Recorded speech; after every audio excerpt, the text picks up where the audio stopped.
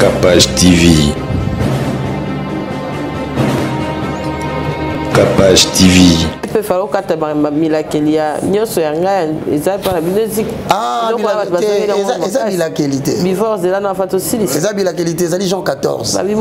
Celui qui croit en moi fera des miracles. Jean 14. Voilà, celui qui croit en moi fera des miracles plus que moi. Et il en fera davantage. Avant de faire des miracles davantage, il faut croire à la personne.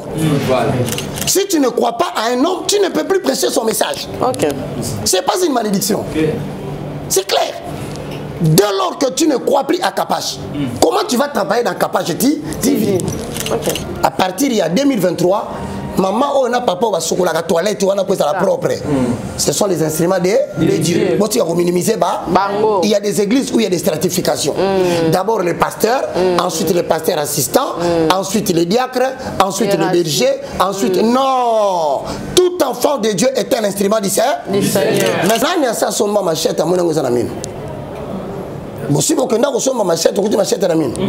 Maman qui a une tongue de pourquoi le machette combien? On peut se prix. Le machette est papier. Pourquoi on papier? Parce que c'est ça. Exactement. Namaka mwanzambe jamais le bakoza polyvalent. Bakoma. Balukio na côté kaka yo na politique. Non, assis sur terre, yemo ko moye. Ou bien banaka moye. Lelo akomi moté. Kuna nde bayaka. Kuna ndo kasozo banandike ya bana Israel. Chikulambula mama nyenye kulambula Yesu baba. Veste na loketo. Kita hermabosani kita abosani. Kulambula Yesu kita. Est-ce que yo maintenant makamwanza peut pas attaquer ba demba c'est déjà fait dans la famille non? C'est ça. Il arrive des fois que nous commettons cette erreur de combattre les hommes de Dieu croyant que nous sommes en train de servir Dieu.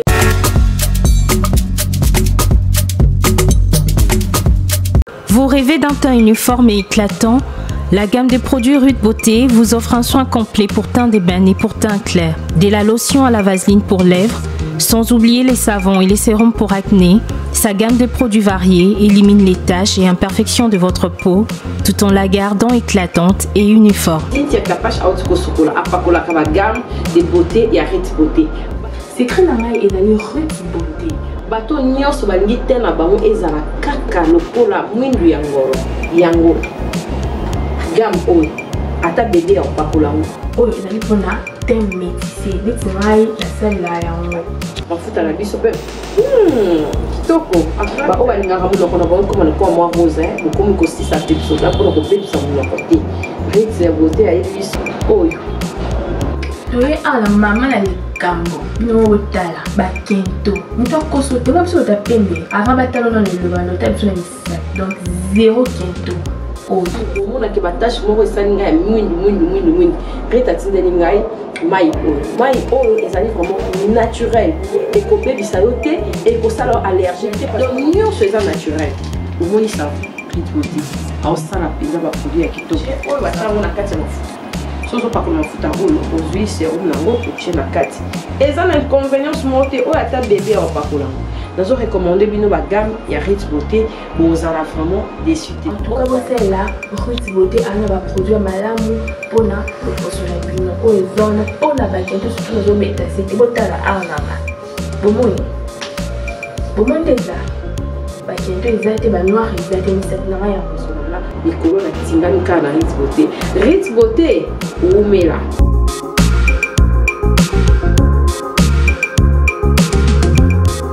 Utilisez-les dans vos soins quotidiens pour un résultat sans précédent. Fier de ma peau, fier de Rude Beauté. C'est moi, Kofi Olomide. Je vous le dis avec cœur. Si vous voulez aller de Bruxelles à Paris, de Paris à Bruxelles, aujourd'hui, il y a un moyen que vous devez soutenir. Et un moyen que moi je vous recommande, ça s'appelle Neo Tam Tam. C'est fait de main de maître par un Congolais digne de ce nom. Moi j'ai fait l'expérience et je peux vous dire que l'expérience a été concluante. Donc désormais et dorénavant, pour vos déplacements, si vous voulez faire venir quelqu'un, de Paris à Bruxelles, Néo Tam Tam. Déjà, c'est notre devoir dans la diaspora de soutenir les initiatives des compatriotes. C'est comme ça que notre pays retrouvera sa dignité, sa force et sa percussion. Quand tu es belle, tu voyages avec Néo Tam Tam Voyage. Vous m'avez toujours cru, je sais que vous me croyez. OESA 12T, OESA 13, Néo Tam Tam Ndé, Paris, Bruxelles, Bruxelles, Paris. Que Dieu vous éclaire et reste focus sur vous. Double King, le maître de double demeure, Bossia Moka.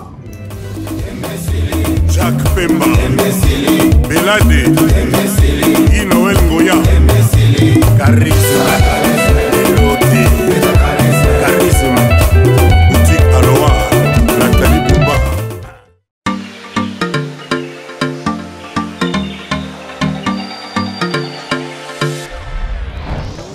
Papa, au redezo yango. Est-ce que biloko yango c'est yaki? Coco Télézawad. Mbote na biso. Mbote. Maman Kapache. Yo posa. Ah na redezo.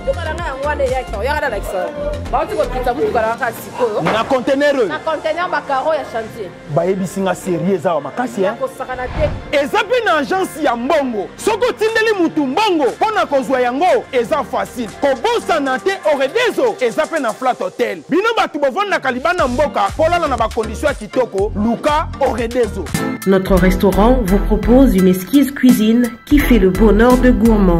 C'est aussi une boutique de vêtements sur mesure au prix du prêt-à-porter. Livraison à domicile. Nanda kuna yo. Na petit colis. Baye ko tikela yo. Express ezali. Bino moko boyoki. Soki Monique na famille bozala kana bata mabebi loke bunga pamba pamba. Hein? Awa livraison à domicile ezali. Bakozwa bake ko tikela yo tina porte ndako. Oredezo soki oyaka te Kongo ngake kufa. Nous disposons également d'un service de sécurité pour toutes vos manifestations et un service de location de véhicules. Ozana poto pona kotinda biloko tela ba adresse yango wana na ba numéro de téléphone contactez Oredezo okozwa biloko na yo nengo tindi.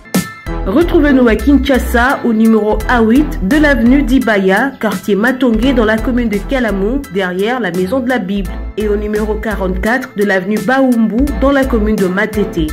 En Angola, martyr de Kifuangondo vers l'aéroport international de l'Angola.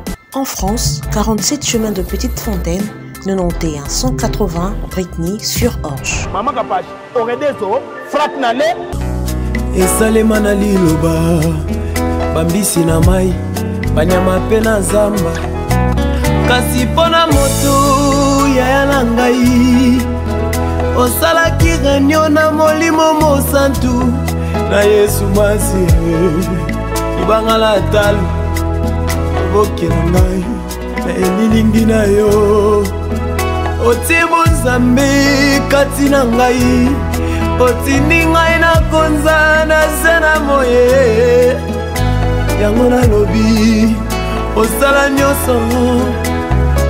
nyonso mpona ngai Yesu motema na ngai afandisama na kimia eloko moko te ekolekela bomoi na ngai etanke naza na se na mokili oyo Yesu. Kapache Télévision, merci et bienvenue chez nous. Merci beaucoup Sarabiso vraiment. Tant Nabino, Bozo CP là parce que édification au Motolanzambe.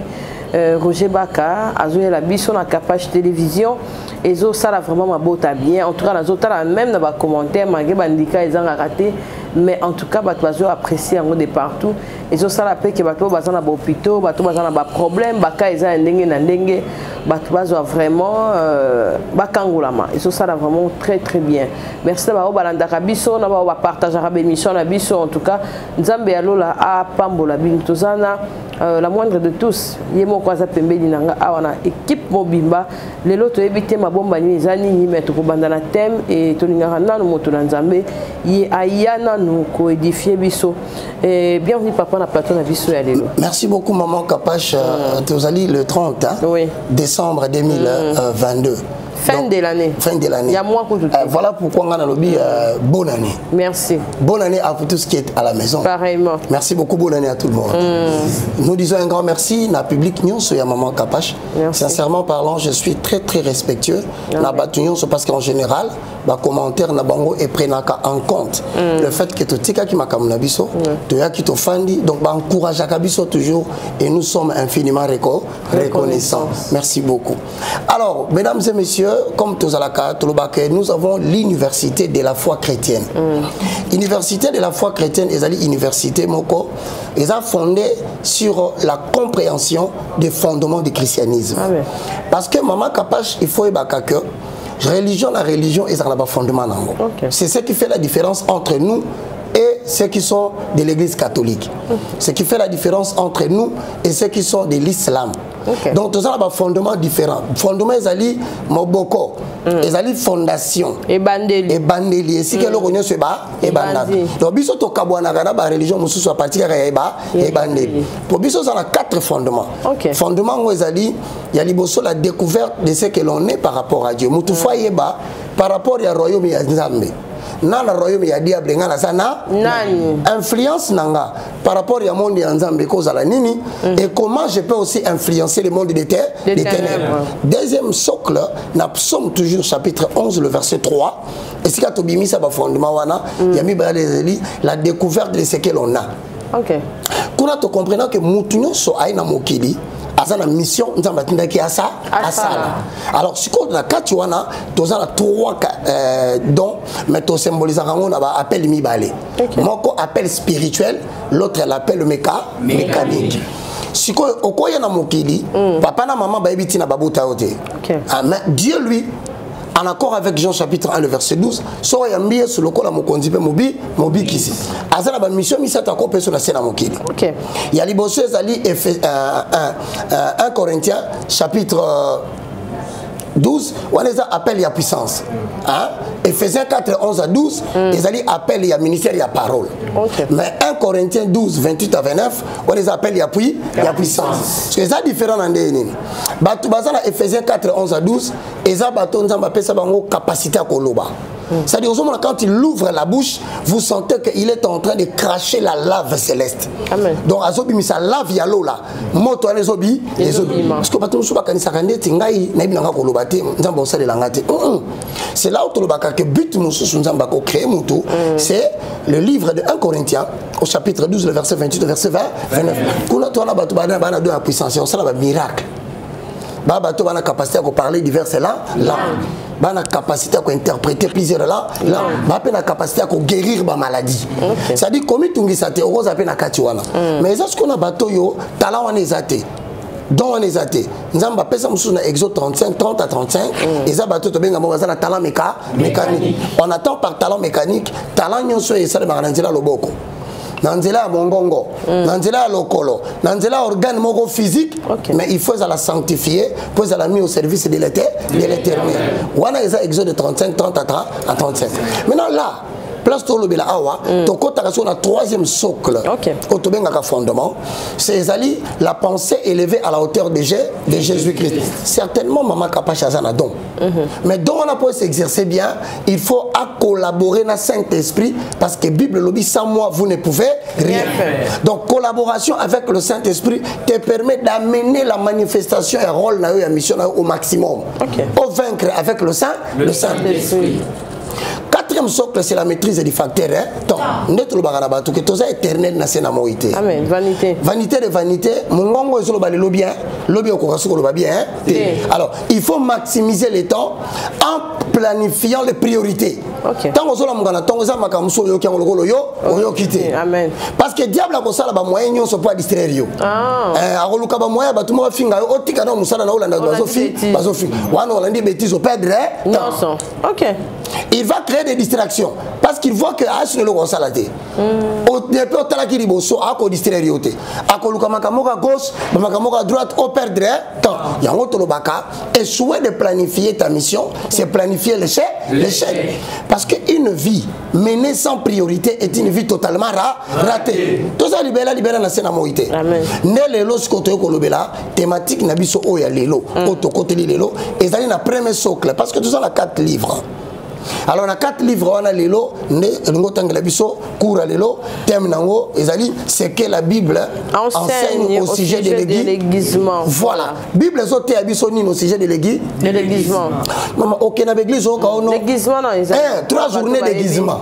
Baby français. On OK na kata séminaire moko 3 jours d'églissement. Mais églissement la kisini nini?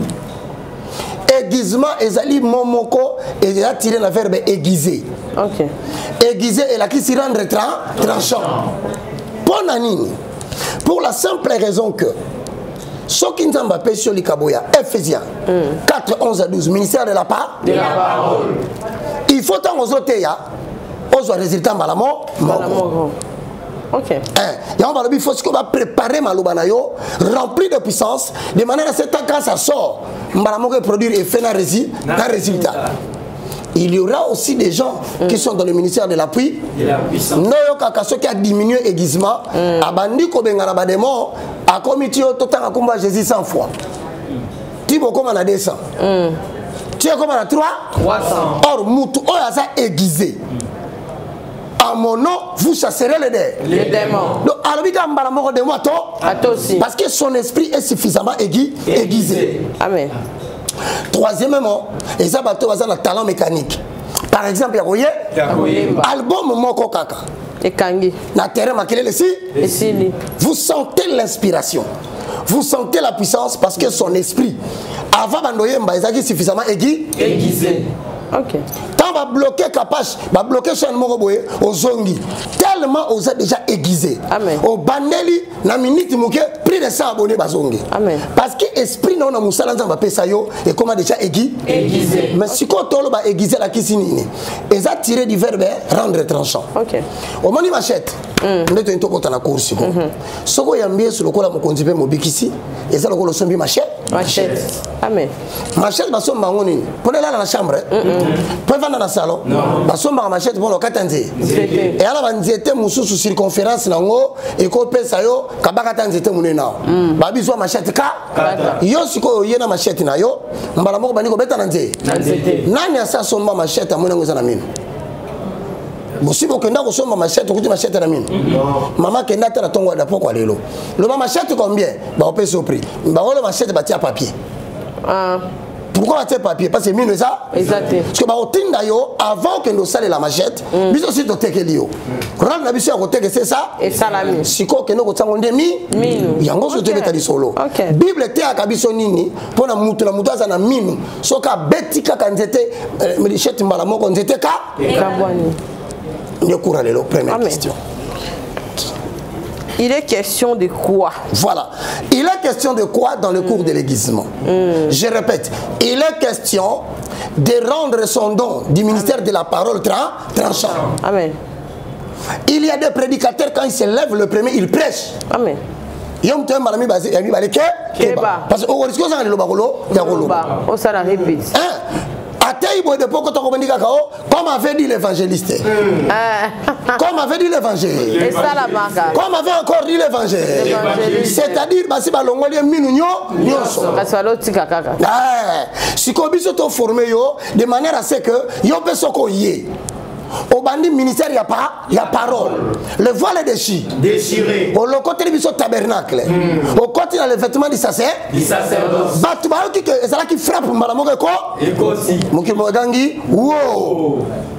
c'est ici l'enseignement pour savoir frapper une fois et avoir les résultats. Il est question de quoi? Il est question de album.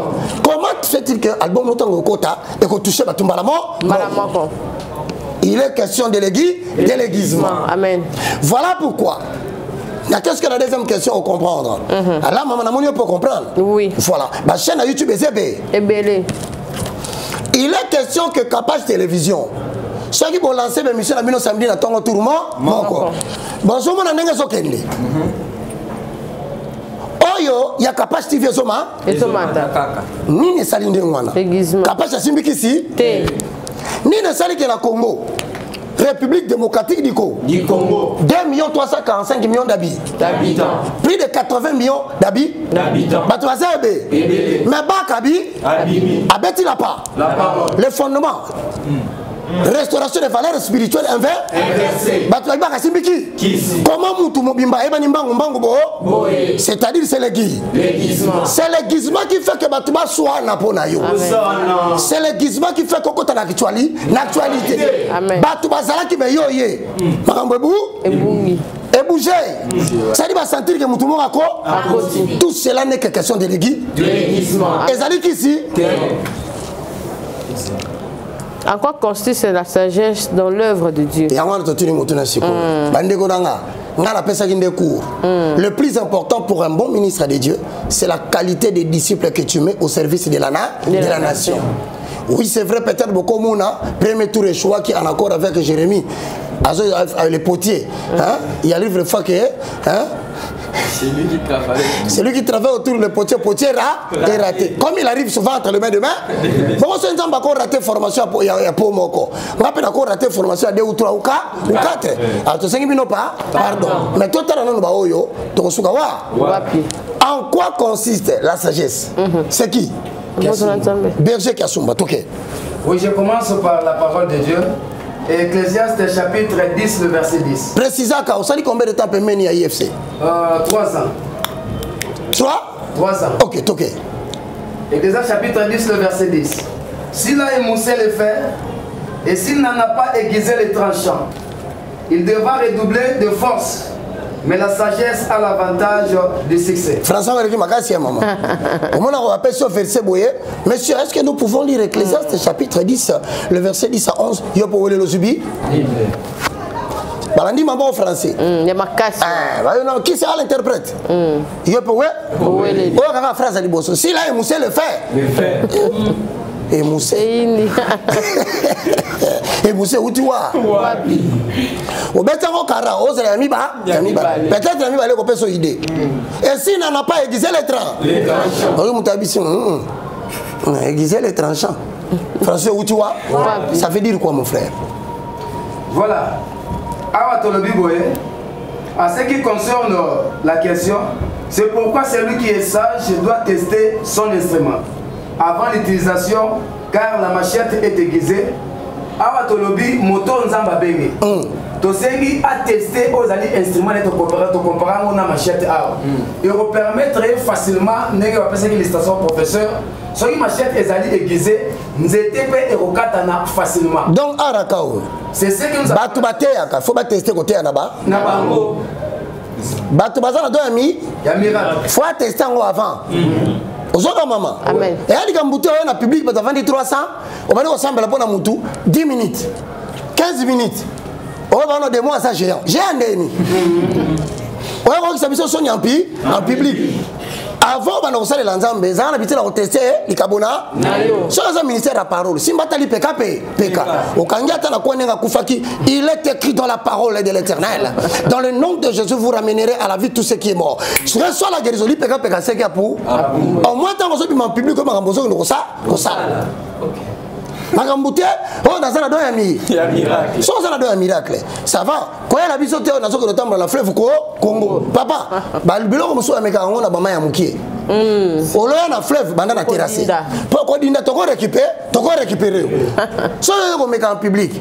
La fleuve yango na lobby, il faut aiguiser, il faut tester son instrument avant de l'utiliser. Koba papa. Donc le succès de l'homme de Dieu qui est considéré comme l'instrument est lié au test de l'instrument qu'il est. Il faut au préalable qu'il y ait test de l'instrument, sinon il n'y aura pas de système. Est-ce qu'on peut abattre un arbre sans aiguiser les dents? Non. Voilà pourquoi je complète cela par Psaume chapitre 1, le verset 1 à 3. Et l'homme qui ne marche pas selon les conseils des méchants. Et c'est mon amour. Maman Kapash, allez qui s'accatang on a une distraction te, ya kofanga na bateau ba mesala ko ba ya bateau. qui ne s'arrête pas sur la voie des pécheurs. Même si on se tombe dans l'anzela, ma besoin intéressé, pardon. Et ça m'a cambouté à télé mananzela par place de maçon batté. Parce que ça les cabos. Il ne faut pas perdre les temps. Amen. Ok. Qu'il ne s'assied pas accompagné de moqueurs. Et ça la bacholi. Son plaisir. Moussa les gars, yo, osa li kabo na yo. Na katikata bato no so sala ni. Parce que bazole ki sa yo et sengo na yo il fallait zalande o aiguiser li kabo nzamba pe apesi. Amen. So tango so sala yango balobi azali lokola nini. Nzete lona mi pemeni yama. Yama mbula tombula te. Nzete kobo. C'est-à-dire même si na période wana bat bondi ba basali nzamba te. Iya ba kondi. Amen. Même mata batu batela mi ba témoigner azando. Bon comprendre te. Mayo eza pembeni na ye. Et kobo tsaka mata na embu. Mbuma. Herba boy parole. Dieu va confirmer cela par des miracles. Amen. Au moins on le toloba et comme il a rabondé pour la mutu mutabi. So yo mutasi abiki. Oya ba bisa batu kazandoki. Mutasi a déchiffré le voile déchiré. A côté azu miel na kati ya cadavre ya lion. Abimisi yango na loboko apesa yango Israël allié. Batu batali balobi c'est la lettre qui tue mais c'est l'esprit qui vit. Qui vivifie. Mutatela bishama mutana kisa côté ya bo. C'est-à-dire que aiguise-toi malgré les temps difficiles. Dieu va te maintenir debout. OK, comment papa. Oui, je disais que dans le feuillage ne flétrit point. Tout ce qu'il fait, le réussit. Donc c'est très important en matière d'aiguisement que l'instrument doit être testé. Retenez que l'instrument c'est votre don. Théokani, question maman. D'où est tirée cette sagesse? Ok. Maïe le oyo tolo ba oyo. Et où tu vois? Parce que ma sagesse c'est ça ébé. Moussou se goza la mutatere magine na zamba à concentrer. Moussou ayeye. Voilà bisou kuna tozala. Tozala kate. Biso na ke ko trebe pemena mai kuna biso to ya kate bwani au bato ba hotel au ba geno ba mikolo ba comprendre te et où tu vois wapi nous soit ko concentré à quel simanda anda azuma papier au papier réel a pesa kingai ndo moni azolinga concentré sagesse et utawa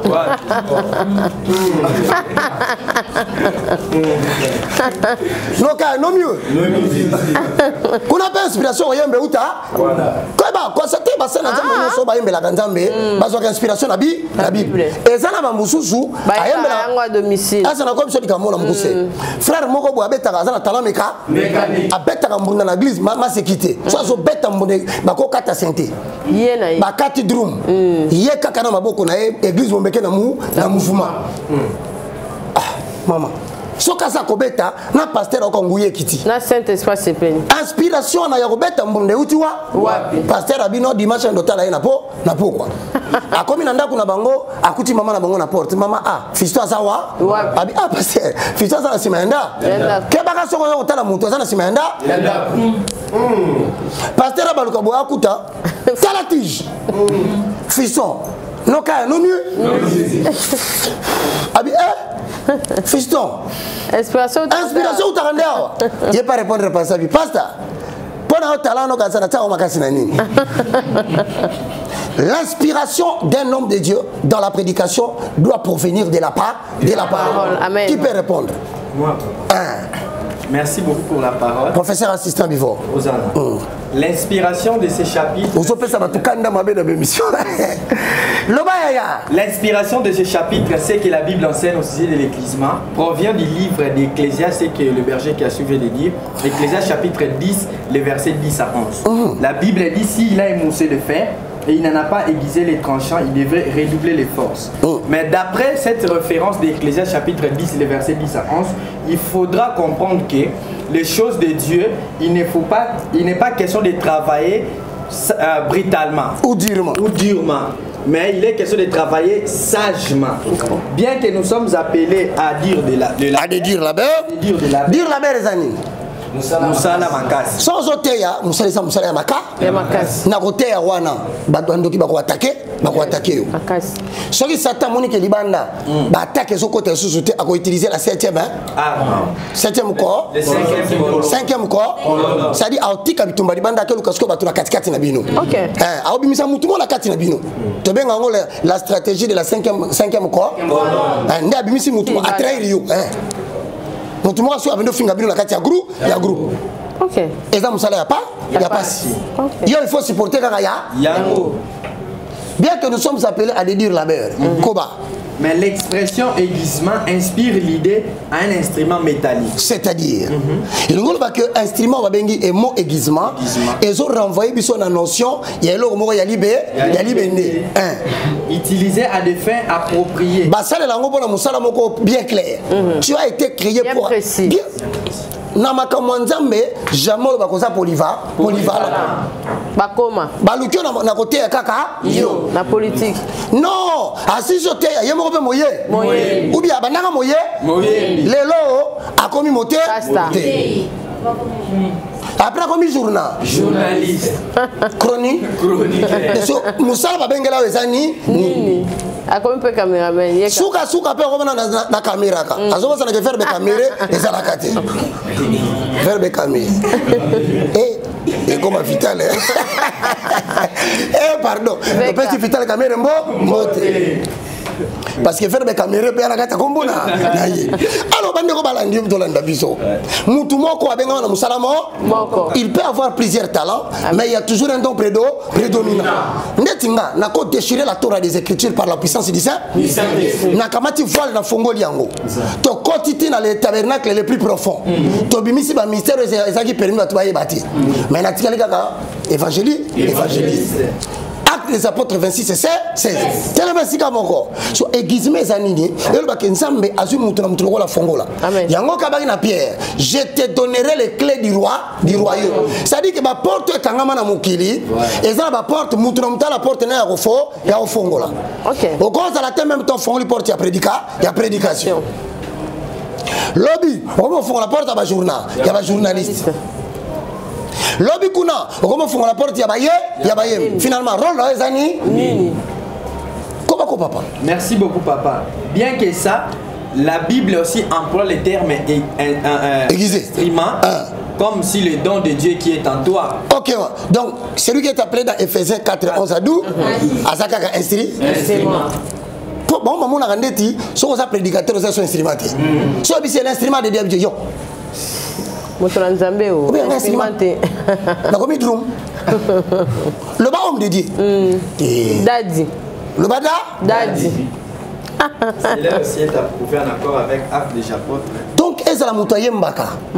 Na ministère il y a 1 Corinthiens 12 28 à 20. Il est pas un instrument de Dieu. Même celui qui est appelé berger ou à terre dans la cellule, c'est un instrument de Dieu. Même Moutou Azotandaba Kiti, le protocole, c'est un instrument de Dieu. Donc, Moutounion, ça c'est la grande est d'abord un instrument. Comment moi en accord avec Acte des Apôtres, chapitre 9, le verset 1 à 15. Et l'obini ni bivore. Hosanna, va poser les fondements. Posons les fonds. Les fondements. Avalons les roues. Les rouleaux. Acte des Apôtres, chapitre 9. Le verset 1 à 15. Tokozonyo sauté hein? Oui. Tokozaka tam sous 13, 14, 15. Bande konanga mtolanda biso, focalise-toi dans la mission que Dieu t'a donnée. Amen. En te focalisant sur ton œuvre, le Saint-Esprit sera aiguisé et tu pourras commencer à réussir ton ministère à la veille de 2023. Tokoba. Amen. Acte des Apôtres, on lit le verset 3, 9-3. Comme ils étaient en chemin, et qu'il s'approcha de Damas. Tout à coup, une lumière des vents venant du ciel resplendit autour de lui. Il tomba par terre et il entendit une voix qui lui disait: Saul, Saul, pourquoi me persécutes-tu? Il répondit: Qui es-tu, Seigneur? Et le Seigneur dit: Jésus que tu persécutes.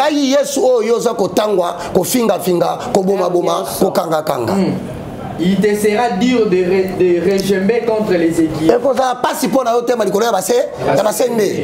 Donc, pour attaquer Zambé, toi pour attaquer Mbassali naye, et ça comme ça l'exercice, il y a un terme de colère, bah c'est. Non, non, comprendre ça. Est-ce que vous comprenez? Alors, bien, on risque de combattre Moutou. Nous allons combattre Nza. Or, Nzamba, comme le passé. À hôtel, Madame Colonne, il te sera difficile au téléma. C'est comme on le c'est-à-dire, Saoul Azaki parmi Bateau, Bazo combattre Mbato Nzambe, croyant qu'il était en train de faire des biens à Dieu. Il arrive des fois que nous commettons cette erreur de combattre les hommes de Dieu, croyant que nous sommes en train de servir Dieu. Mais dans le verset 15, on dit, mais le Seigneur lui dit, va, Kende, car cet homme est un instrument que j'ai choisi. Un instrument que Dieu. Paul. Paul a coûté Anania. Or, Anania, ça dit diacre. Il faut comprendre. Paul était ministre majoritairement. Il appartient dans Ephésiens 4:11 à d'où maman Azam ta parole, bishop. Mais pour qu'on la bande sale là, qu'on la quitte ici. Amen. Au moment d'exement. On l'a atteint d'ailleurs pas bishop assemblée la pour naïe. Pour moment on a diacre, mais tu n'as pas. Il y a pas. Ok. Ah, il y a diacre. Papa diacre. Mais ça n'a respect dans mon église. Diacre ça la batuni. Papa diacre te pèse beau. Diacre a consommé la pour la pasteur titulaire. Oui. Parce que ça fait partie des devoirs du diacre. Le diacre peut diriger l'église alors que le pasteur n'est utilisé que dans le ministère de la parole. Kolo Kamati Paul. Ministre majeur. Alors bien avant la bande sale là yo, qui n'est pas diacre Anania. Assemblée la pona. Sans qui ont le logo bani. Nga. Pas diacre. Bivo. Diacre Marcel. Diacre Marcel. Toujours. Atari diacre Marcel boy. Achelo libaya blé. Abi diacre yo.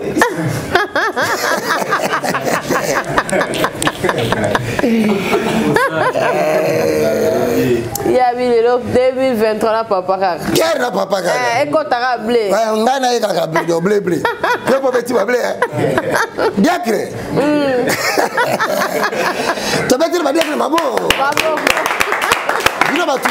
Bon moi la diacre batu pamba ba le bi Paul ba kitisi. Vraiment. C'est là on y batingi Paul la que sala. Mi sunaiza omona lisusu biente. Si comme mutakotai maboko po biso fongwama, ce n'est pas un bishop. Ce n'est pas un ministre majeur. Amen. C'est un diacre. Amen. Pour vous dire, même le diacre est un instrument du Seigneur. Atie maboko mais azo bisaye muto na tindi yo wala sambela pona yo asa instrument na. Ça dit monsieur Paul ezalo ko la porte ka kangami. Do ya diacre ezalo ko la clé meta métallique. Tango ko kutana na porte ya monsieur kangami afongoli po. Mbala moko to benga ngo egi asimbi Paul bekaye bandi ko ya na lokola bekaye to ko ya na mi. Après 3 fois.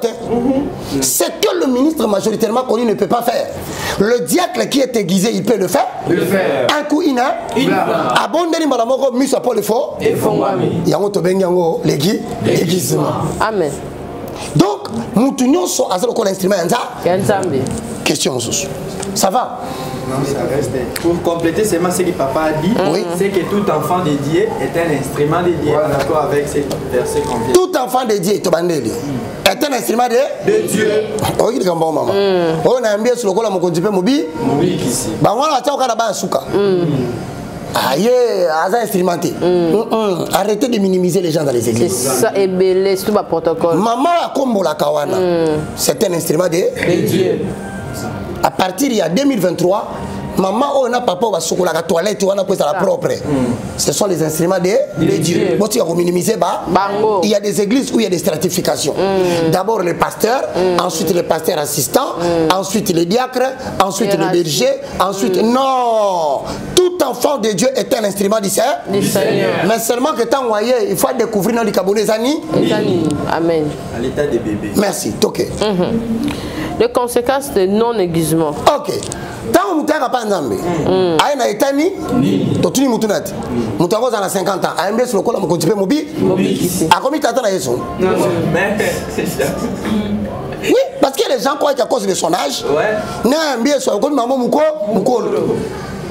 Peu importe ton âge, dans les choses de l'esprit, en recevant Jésus en accord avec Jean 1:12, confirmé par Romain, Romains 19. Si tu confesses de ta bouche le Seigneur Jésus, si tu crois dans ton cœur que Dieu a ressuscité Jésus d'entre les morts, tu seras sauvé. Mais quand tu es sauvé, tu entres dans le royaume à l'état de bébé.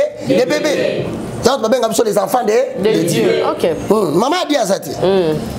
Biso sobana. Maman a dit à ça.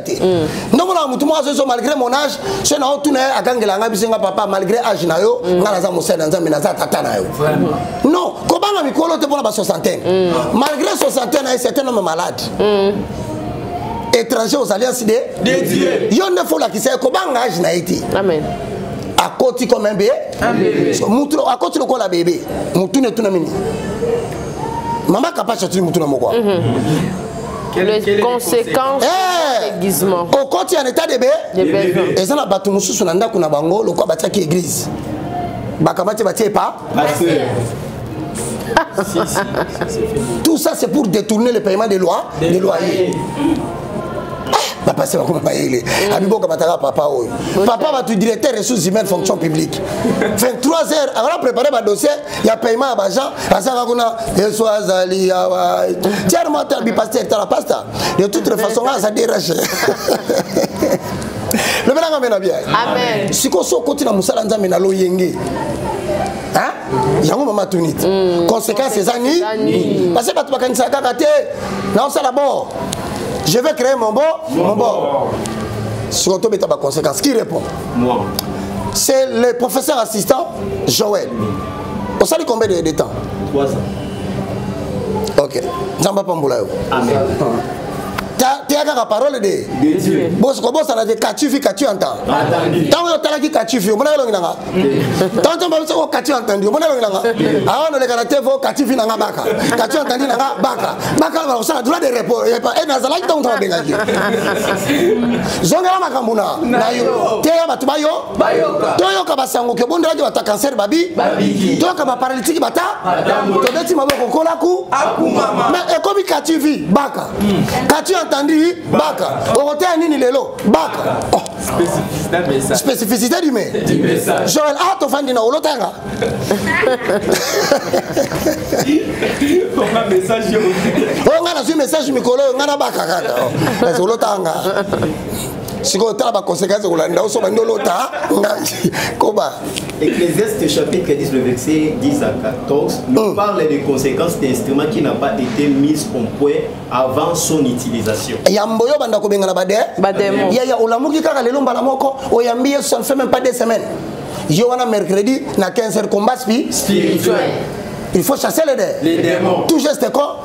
Beta gauche quand Mamoula batata moi c'est na bino bakanga mabala na bino mi balenga bako fimba gauche droite quand attaquer surtout ba bakanga bino bobo tate beta misa tout quand oh sikoyo ozoki disa le feu belela le feu et qui t'a tout mamisala no so ya ça maladi nyonso esala ke yo mona bomengo nzambe te mutu nyonso avanda na mukongo na yo keno kitena muko tout geste ko mabongo na sima muko ale bando kitisa ye descend au le feu moto voilà passer la suite ko ayi bitu ko mutaba instrument drum pesa ba koma seben pardon kuna ndi ba yaka kuna ndo ka so bana ndike ya bana Israeli Chikulambula mama ngulambula Yesu baba. Veste na loketo. Kita hermabusani kita abusani. Ngulambula Yesu kita. Avale. Est-ce que yo mena makamanza mbe pondo takeba demba ça déjà fait dans la famille là. C'est ça. Yo bi molimo zo opérer na famille na wana et ça a combien de temps d'ancienneté? Vraiment. Yo bi ba to combien molimo wana ko isa na famille na bango likolo ya loyenge. Vraiment. Yo mbala moko ye conséquences là. Conséquences ces années. Les conséquences sont les suivantes. Tanga papa. 1. La mort physique précoce. Mort physique après. Précoce. Je répète encore en vous disant devant Maman Kapache. Moussala ongana bandi na kuti na Congo qui si na 4 églises vandi. La casse. Basa na nzambe va normaliser péché. donc lisumu ezali nango sumu babe te tokomi na point moko bamusu apretendaki akoyemba na mupagano na le bon moment et personne ne pouvait dire quelque chose. Il y avait des gens qui se sont sentis intouchables au point que aosala makambo bibliquement ils ont démontré na telemi avec le message de la restauration des valeurs spirituelles na telemi mutute na telemi le système ya ba pasteur o ba comment la vita kana yango ya yango imanaka na yango mazembe ya na bimisi mutu fimbo nini na zuite soki bomo nanga vivant na vandia na lati pe moi elamba malgré frère telemi ninga na couleur di ezama wayanza nzambe amen soki nzambe tembele bolelanga kala ezana batu na mboko yo basimbi bakisi na bango bazona batu ba soda bazana ba criminel basimba justice bana facilité ko lokota oboy pe ba sambisio na kasho sa osamboy mir nini na sotete poison nini na liete trahison nini na monité jusqu'à kopesa na batu na ngai ya université mbongo même ko foutela espace afinga ba so ozomona nga vivant c'est parce que l'Éternel m'a réellement appelé. Amen. Sinon, c'est la mort physique après. Précoce. Donc, mon Dieu, ça compte dans le salon dans le yengi. Okufa mbala. Bon, ali solot. Passer la zote ya bako yaku. Aku febele. To benga mort physique après. Précoce. Objectif ya diable c'est d'éteindre les étoiles. Amen. Quand il voit déjà monter, il va provoquer la mort physique précoce. Et la mort physique précoce, elle n'a pas cause belé. Marc 16:16 azana cause moko. Ils prendront des breuvages mortels. Bako les sopen dikila. OK. Tant dans le bas c'est ça ka bateye. Même yo na ministère na yo talent mécanique. Kalemba. Yo wana na kata ba camarade. Ya moté? Wa maba. Beta loboko boyaya. Mwana groupe. Biso association des Australiens des Capache. Mwana mama nanga. Balusi mukongo mwana mama na nanga. Wana kuna l'État va le Congo boué, bon bah comment tu poudre bas, c'est la mort physique après. Bah tu belos au Cabon va se coufa boué, Nicolo a bela qui 2 jours, 3 jours. Ah ça y est, Cabo, mais bah tu dis poids. Satan a Luka Kabatu, même quand tu veux travailler dans l'appareil de l'État. So ko moni ko sala makanisi moko te na bato vandi na moko kuti bango wana. Et que ba yibaka yo lobi mambo yi beza te bongama. Ah yo ye. On veut que bagoyi ba lisusu bongama c'est ça parce que bagoli liquider yo moki le comme un système ya ba vandi tellement que batamalamu ba comme na roki donc to tana moto ko ça lanza mbeze sengo hein on l'attaque qui fait ça dans autres quand tu bagangi on le ba ko ça monter ya solo on fongoli bibliothèque pe parole de Dieu comme on a boutu donc côté na raison nani na lié poison bazo boma batu na musala nzambo ya kosakanate d'ailleurs je vous informe je ne sais pas s'il va le permettre toi on a 2 musiciens chrétiens baza sérieusement touchés par le poison sérieusement touchés na lo baza bateli bango poison ozomona na casquette ba yembi poison zo circuler et wuti wa bongo nga na IFC sikabo. C'est-à-dire qu'ils peuvent s'infiltrer à côté avant peut-être 3 à 4 ans. Avant la dernière minute à comprendre le système fonctionnement à l'indiquer là. Mort physique est prêt. Que Dieu donne la force à José Nzita. Je ne me permettrai pas de parler de l'autre. Mais en passant, je salue Thomas Lokofe. Moke comme Yagobe. Siko Satan ana batunaye moko formaka bayaka na kati église lokwa ba sœur en Christ bakota kana yefsi lokwa ba frère en Christ motema mala or c'est un pion envoyé par le monde des ténèbres pour t'éliminer. Maintenant si toi tu n'as pas l'aiguisement soza mutu moko okolaté na makamba prière mort physique est prêt nini Jesus. La deuxième conséquence c'est la morsure du serpent. Morsure du serpent bande on a ngabo ça l'enquête hein pour ce ngana lobia wa Bogoloba Obaka, Alobaka. Botala ba pasteur union soit élevé en dignité. Mort physique précoce, ce qui est raté. Ba robeta o morsure du serpent. O sola la butu o lota nyoka suyo. Ou bien o lali na butu so ki mambwa la ndio asuyo. O bani bilo ka butu wana. ndenga suyo wana na atmosphère spirituelle loko salami. OK. So soki osa église te na prière pour kangango na tongo.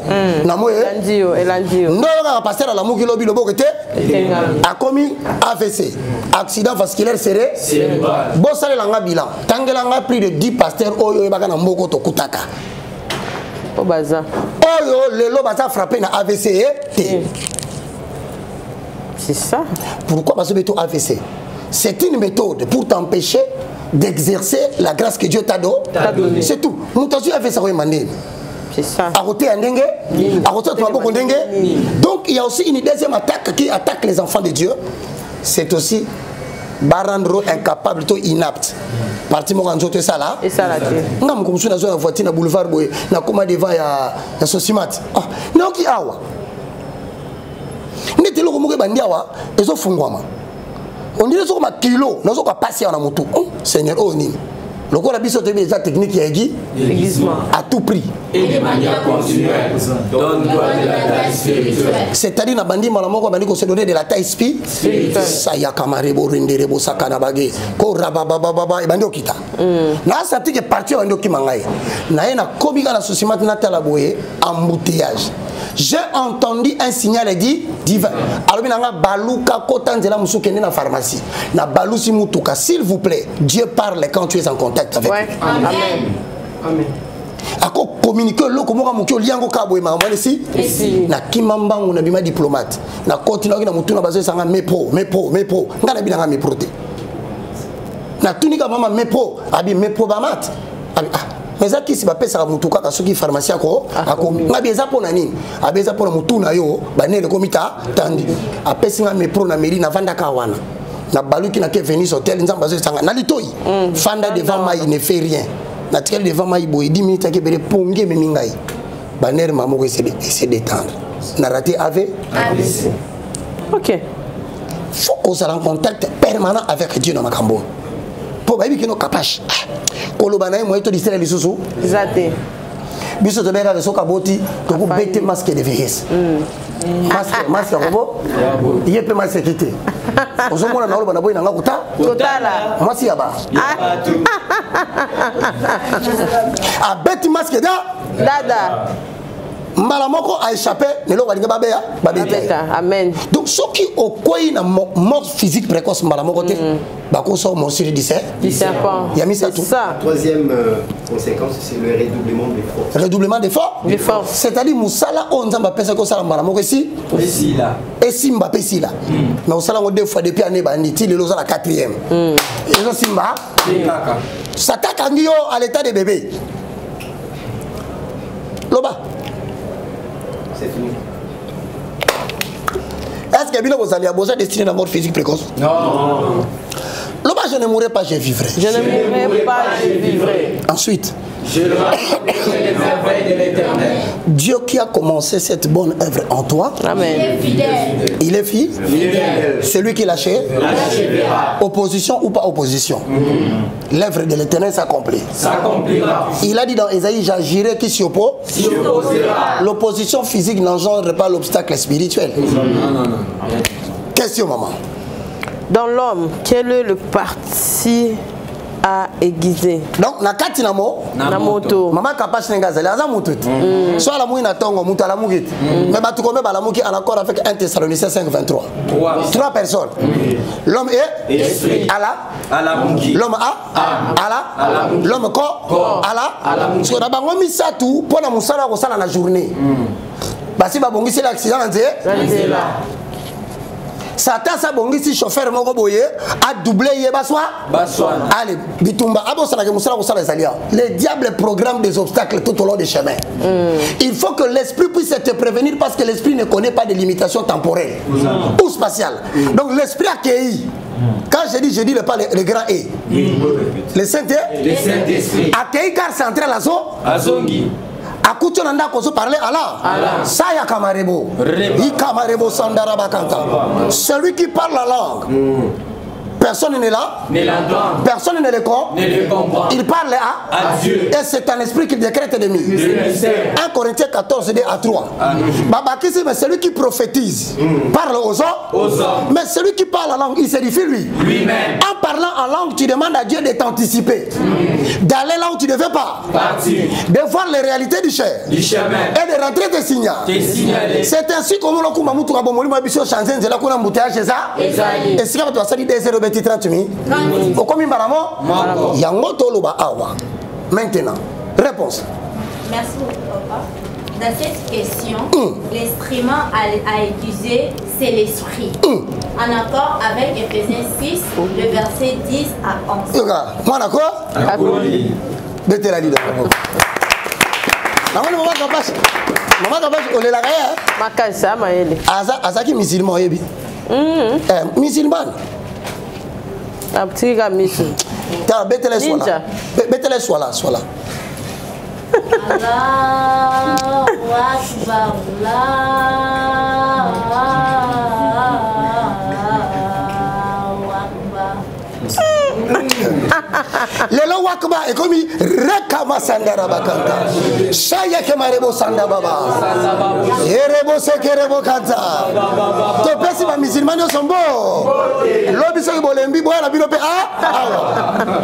biso la bino problème ça. Bino boza descendance ya Isma. Biso descendance ya Isa. Tata moko kaka bra. Bino bo bisi bara. Biso bisi bakre. Moi to swana. Yango swala na sepela kana ngala sana cheni mona na salama c'est bon bête blo ezamo ka telo boko na lito iboye Allah tena lelo misi ma betelo boko c'est bon. Alors avec Ephésiens 6 le verset 10 à 11 je peux lire na bandeli alobi na biso boye soki ça na mutu mo na kati na mutu fo bagandra etra ezanzo toté. Nous avons rendu tranchant et remarqué bien l'entreprise. Bato bazaka nzoto mikende bavanda na bureau za climatique. Mais bato ba paquet ne basimba bangondo batemi diba dibanda. Senga na sirikeli mutangondo. Mais ya za egizende nzo. Tanga so egizende nzo to la mwina to. Ye wana mbala moko na simanda ku mabende memi problème. Azo me avec hop. Hop. Prenez. Hop. Deuxième. Aux autres personnes qui ont paquet. Quelle est l'entreprise? Nous avons $10 000 à ça pour un bureau de colo. Nous avons mais nous avons un paquet de banda. Et ça $50. Donc, pour les qui s'entendent, on a un auto, mais tu ne peux pas négliger un auto. Parce que yo na ye.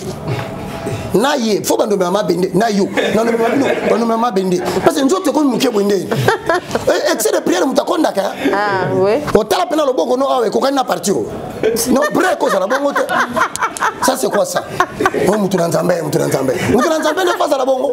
Na tena meli bino on a déjà.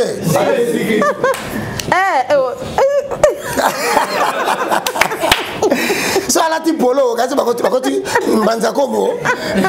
Non, quand même, papa. Travaille moi tricep. Travaille moi bi. Moi épaule. Moi exercice, il y a boé. Moi gymnastique, moi braisa. Moi épaule bi. Bon, tu boité. Mais quand même boité. Dis 2023, yo, na berger. Na yo, sali ya gymnastique. Bon, maman bende. Omi boy bangwa yo nakala.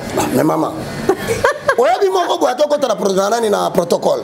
Maman mo munene bo basambela pona esprit mabe eningisi. Maman la kozonga sosonga boye alale li frère. Ba luka frère azati. Ba ngana sekudo mtu mwazo bakaka. Iraka baba. Mais ozawa, frère travaille penzo. Pardon, boni misangandi ko ngai. Exemple 2023. Mon Dieu, ça va nous faire la gymnastique. Dans nos le bogo non.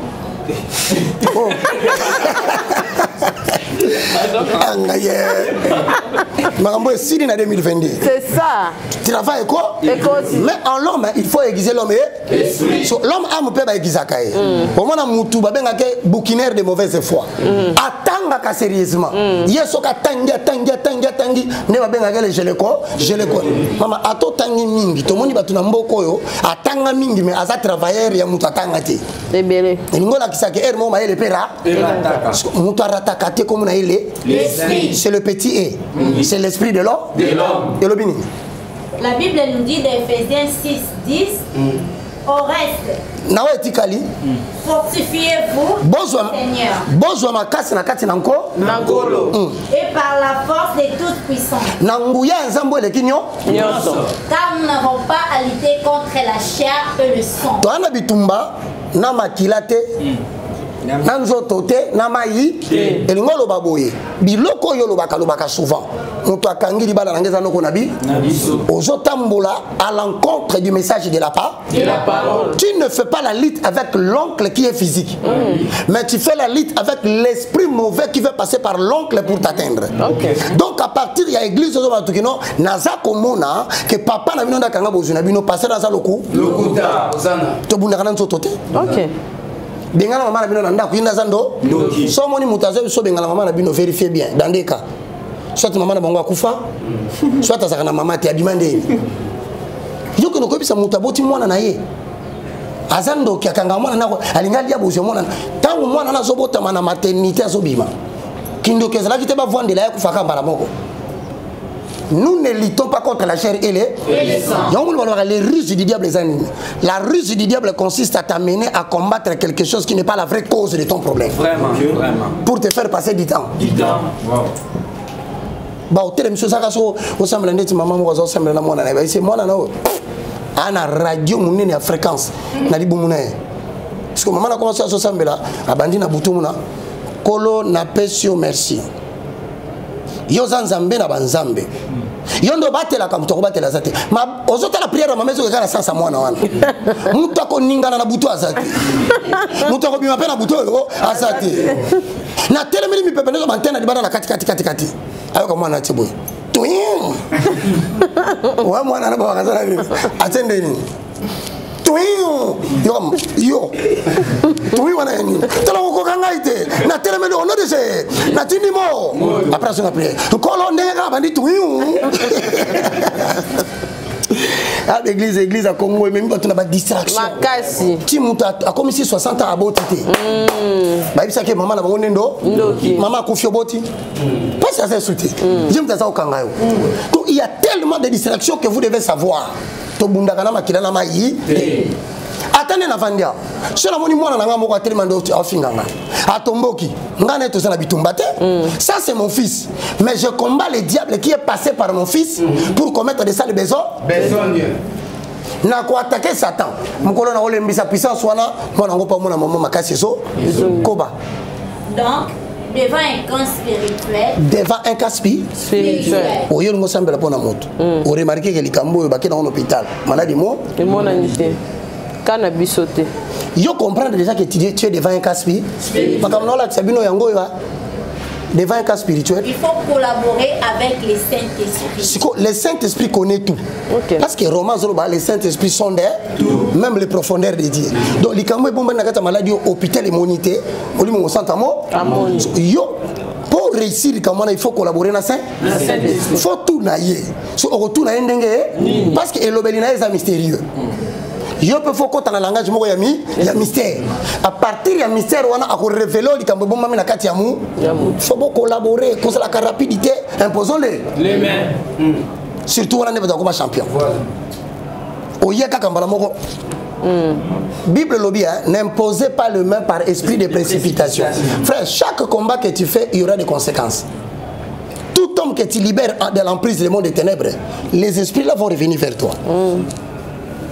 Et quand ils reviendront, il faut pas coûter au téléphone. Il y a une Bible qui n'imposez pas le main par esprit de précipitation, de peur de participer dans ces péchés. Imaginez Moutoumoro Boye, Aïbi Passer Mbong Nakatanda. Avani Obela, pour passer à 100 litres. Hier, ce qu'on a malade, on a qui l'église, on a côté l'église Nabi. Oh, passer dans son mouton, on a des actes et cabani andé. Côté de bêta coup, après côté de petit coucou. Yo, sikoyo. Oui, éviter que tu es devant un caspi d'un monsieur qui a été maudit par un pasteur qui l'a volé. Et aussi, ma beaucoup de mouton naïe. C'est-à-dire, au participer, na kacha mouyibi naïe. Le col au participer, yo peut mouton comme il s'est andé.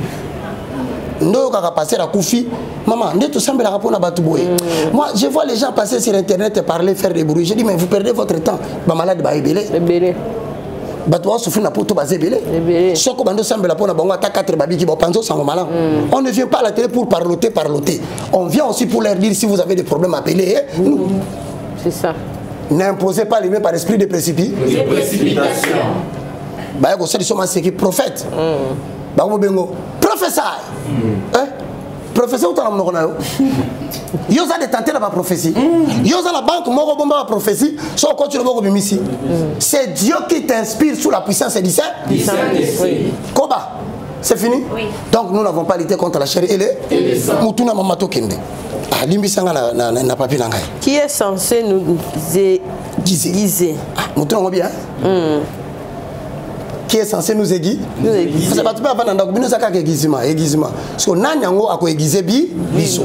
Réponse. La personne qui est censée toujours professeur Ali de nous aiguiser, c'est le Saint-Esprit. D'abord, c'est le Saint-Esprit. Quand on va passer à ce conférence d'expérience, conférence d'aiguisement et de partage d'expérience. Papa, le Saint-Esprit a plusieurs manières d'aiguiser les gens. Il a plusieurs écoles qu'il introduit les gens. Toi, tu ne peux pas prendre ton expérience personnelle pour les donner à quelqu'un pour aller dans Zambé. Si. Aujourd'hui, David a été bilamba ça. Zambé, à travers le Saint-Esprit, a sali la ramutuna mutuna ndenge na yé. Amen. Peut qu'on raté au land d'expérience à Baka. Non. Mon école peut être un terrain d'entraînement. N'a pas ce exemple, maman Kapache. Est-ce que vous permettez de collaborer avec le Saint-Esprit, c'est avoir le temps de passer des temps d'intimité dans la prière Allah. Parce que le premier chapitre de quoi aborder en 2023, le mystère de parler Allah. Maman, yo la mouki, ote, pour mouta comme Moussa Nanzambe, akuta la gana boye. Batuno ba kanga ngote. Sur la tunio moutou na toke na des exemples. Nana bi Samson. Ça, il fut juge en Israël. Pour Samson, Nzamba Salilae, à Bombani. Le 7 13 décembre. Moi, si na tuna endenge Samson, yebisanga aiguisement na yo. Et utandenge Samson abisinga te, ngaso kenga basinga muka muke boye. Ba meki boye Samson, alobina Samson. Les Philistins sont parmi nous. Samson katibasi. C'est-à-dire aiguisement ils a secret on a babombe la mutu. Amen. Attends na mutu na lolenge na. Et pas before la cause la boma papa na bango afan. Et pas na cause maman na bina kufa. Yo a cause maman na papa baku. Yo pas contre ba parents me ba rejeter yo. C'est-à-dire mutu na na nzela o atambola kapo akoma makasi na musala yanza. To kolinga tena zo yangana latisa yo. Totika Saint-Esprit atambosa mutu na ndenge na. Amen. Ah ouais, yo que Samson secret n'est pas souki. Bon, on a changé. Joseph. Makasi les années. Trahison. Ma vision. Dans Genèse 37, dans verset 4, 5. Dans verset 9 a dit, Babi, Joseph y un son. Dans 10, il lit encore un autre son. Donc, Makasi à Joseph. Et ça soukité. Amen. Pandoto. Au moins, il commence à se guiser dans les ma casse à Joseph faisant ndoto. Oh, nous jamais à côté de ma boya l'autre ndoto. Il faut Allah. C'est-à-dire il y a des gens qui ont reçu la force lorsqu'ils dorment calmement. Il peut recevoir 3, 4, 5 visions la même nuit. Quand le diable va l'attaquer, il ne l'attaquera pas comme il attaque Samson. Il attaquera à 17h, 18h, 19h. À lequel moi si mon boye. Mbaboula. Ah bien on dit ni Nzanza. Moi c'est à Linzanza. Soka bandio makele na 18h. Tina 23h. Oh là kutu na kanda. Okainga misu mbalambuku munaka Kagame. Kagame. Tu le soir. Kagame limisa. Toujours un exemple. Si ko muto lotaka ko la continue le moisi mabe poisson ça ko pongi. Tout comme continue peu mobile ya mabe poisson qui sopo. Il y a des choses qui bloquent les songes. OK. les préoccupations personnelles et les soucis des siècles présents. Chaque fois que quelqu'un a divorcé, si on a Joseph, au lobby, il y a des imiter via ça. Parce que c'est qui se ment. Joseph a l'autre face à nous. Samson. Bakatasu. Au moment où la Joseph pas problème. C'est-à-dire je te conjure de ne pas imiter Roger Baka. C'est seulement que Roger Baka est une école, mais un terrain d'entrée. Oui. Ce sont les Saint-Esprits et les grands esprits. Donc Moutakoko est guisé yo. T'as bossé ça les saints? Les Saint-Esprits. Il y a les grands. On entend par grand esprit un homme spirituellement mature qui a de l'expérience dans les domaines de l'esprit. Il peut avoir échoué, mais les conseils qu'il te donne, c'est la vérité parce qu'il connaît comment il a commencé. C'est ainsi que dans 1 Samuel chapitre 3, les versets 1 à 2, la Bible dit le jeune Samuel était au service d'Élie devant l'Éternel. Il était là dans le temple et la lampe de l'Éternel n'était pas encore éteinte, mais les visions n'étaient plus frais. Samuel ne connaissait pas la voix de l'Éternel parce que la voix de l'Éternel, il a entendu une voix qu'il appela ça. Il courut vite vers le sacrificateur et elle lui dit, Élie, Machi appelé, Élie a bengi yo, azongi alali, ba bengi malami ba, azongi soit tunié, mais c'est là où l'homme spirituellement a compris que c'est l'Éternel qui appelle ça Samuel. Donc il y a des gens de Tofani na bano boye. Na sala ka instrument ya pa? Ya pamba oui. Lobito ba ko banzambe na kozala na lisusu. Ba ko sala nzambe munene ba ko lia bambongo ngana kozala. Yango na loba na bango minute yo vanda na muto aza spirituellement mature. Et si lui? Oui. Merci. Question mususu. Tosuki Sina qui est censé non. Oui. C'est quoi? C'est quoi la répréhension divine. C'est quoi la répréhension divine? Ok, c'est quoi la répréhension divine? Tous les pasteur, n'est-ce pas? Ephésiens 4, 11 à 12. Tous les apôtres. Tous les évangélistes. Prophètes. Les faiseurs de miracles. Ceux qui opèrent des guérisons. Ceux qui parlent là. Secouristes. Ceux qui ont la capacité de secourir. Ceux qui ont les talents mécaniques. Ils sont sur la carte à Congo.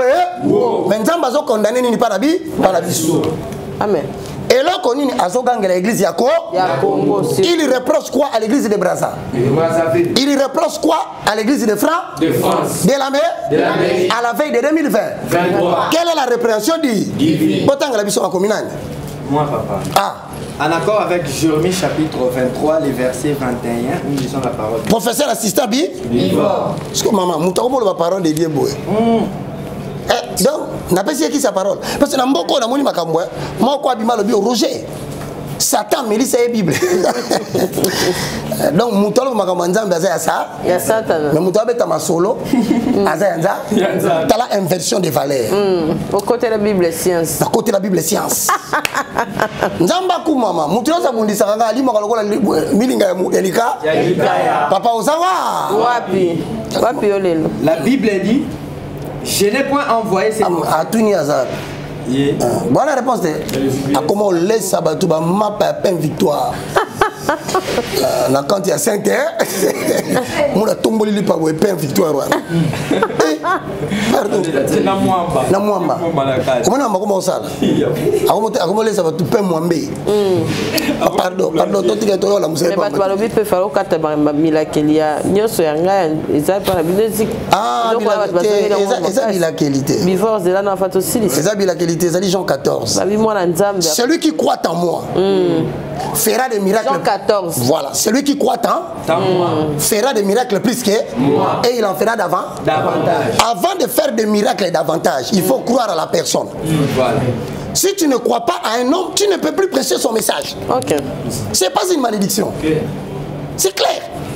Dès lors que tu ne crois plus à Kapash, comment tu vas travailler dans Kapash TV? Yango Jésus a ébaki que batu bazalaka compliqué. Mukola okoma bien. A obo kisayo. OK. Mukola no mona ma frère Congo. Atari bango bisi bango, celui qui croit en moi fera beaucoup de miracles. C'est-à-dire vous êtes censé rester la lignée. Bon dit maman comme Nazolo. Dès lors que tu ne crois pas à ta source, comment tu vas boire l'eau dans l'embouchure? Et ça malédiction, c'est seulement que Oyo Yanga, le coup de ça qui y a Bunganga, écoute, c'est la biki siote. Na sauvé au tesson na Zamabe. Na sauvé au coup de misala mabe à Vinangai. Ngaindo, Ngainga, Ngai chef Kuti. Maman, au moins, il bat mon kilo de Bakom Santoulolen. Ngai baka so moninga na photo na mutu. Il baka senga qui na pesi. Na pime la kamutu jamais photo. Na na autorité politique ba na posa ba kangana nga photo. Na na ba colonel, ba généraux, ba capitaine, ba na nga baza. Attention to bimina balabala, c'est tout le monde qui veut toucher par là avec Roger Ba. On soki na réunion to kutani mutabisinga kangana nga photo. Dieu ne m'a pas appris comme Paul à regarder les gens comme suer. Il est mort pour les pécheurs. Donc quand on a une photo moi moi si moi la télé mama moko mama ya luketo ao. Sexy. Ah, o bala ta mikolo. Peseleng. C'est ça? Peseleng. Mame. Mama kapasi nazo bima kaka na memilingi boye. Peseleng Attends, tu es à même c'est tard. Et talaka. Yo gazo na ba ko talaki na talaki na zanyama. Tu n'as pas sama susangani. Alobani. Evanja. Na ndika koma kasi. Manzambela lelayo. Ba bien ça bazota. Bazotala. Na ba photographe ya kuzu. Mbala boko si portable afungoli. Na moni muninga na ngai. Tozaki ne mbawa kimi. Aki bia tiki biso mi ba. Na bise olini abio photo no yaka kanga kasi. Na telemi. Yo la za musika apusani. So moni photo ni wana baka zandu ndumba. Et pourtant comme kitisa na ngai nde sala ki na sola na batu nyonso bien. Mais tala conséquence me melinga. Surtout ba métis. Ba métis. Or nga depuis na botama na kuta na métis na chance wana te. Mutaza na chance wana passer soni. Ya za na chance wana ba métis ebele banda olingai.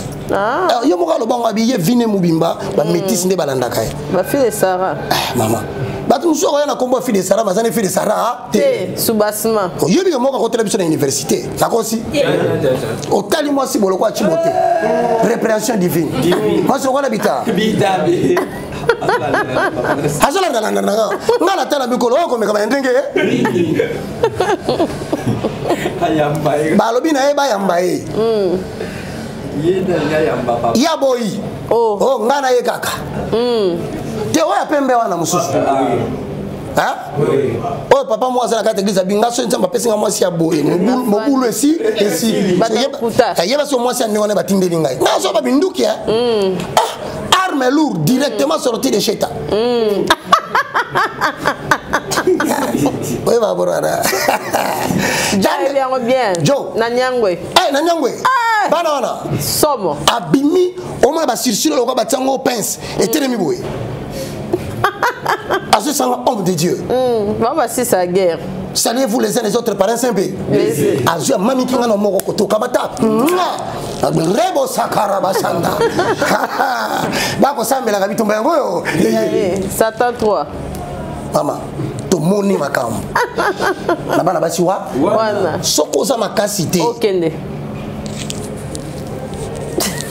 Na butu ekoti na réseau nanye ba mo tuna zo ba ezanga ite ezayo sanga ite ngai na sala ka boite ezayo ya mo naka batu ba comprendre ka te na zana nga jeune mais na ebi batu balukanga nani mutu nyonso akolba makambo ya baka na mboko tuna épreuve ana ngote tika bo si mutu nyonso akotele malobi baka za boye tuna épreuve okanga nzoto mama bana kishaso babotola kadogo munduki na bon marché batio so baso baka kadogo 1997 kadogo mukusa yo kusa na ndeni takupika basa masasi soile tutoba soile ka partir na wana takupika basa masasi we toka toka kule etoka kule bafandisa na mwana bon marché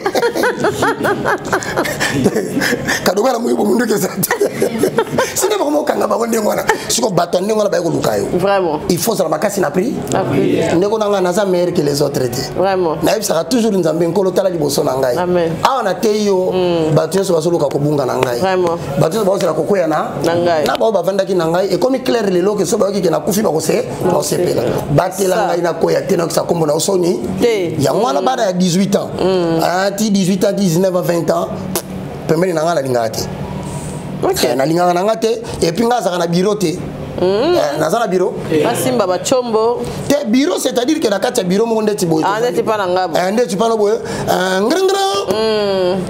kota liste basi bapréparé déjà na lime côté industriel oyebi que Satan étudiaka biso avant tinde preuve Satan étudia David à comprendre que non David alingaka baya mado asilisa David pongi na 23 heures po mataka likolo ya nda atelema na nda watala bo yamado abe yamado yana nana comprendre ngai ça dit Satan étudiaka bakuna yo abi ke na go oko résister te akota so na bureau yebisanga nde bavandaka wana talanga na mekamaka ndiko na bosambela kapona ngai makasi na je sabino bosambela pona nga mukoleza linga mo pe na mona na kokina ngai te na cd ngana te na cd ate Cornembourg so ki Atlantique Nord na kena gare mora seigneur na sata so dia na Japon kadi ndeko sambela kapona ngai mona na moto omona kanga nde na lata ka bona te na journée iba pasi na mona vraiment oye makam na mona ka tende ko na ngai sata kokotela mutu bo muta a décider kaka sala nga mabe dikam na sali et mon amitié ndeko sala attention amen bureau ezalaka te mpona moto azo dénoncer diable poso akoti exemple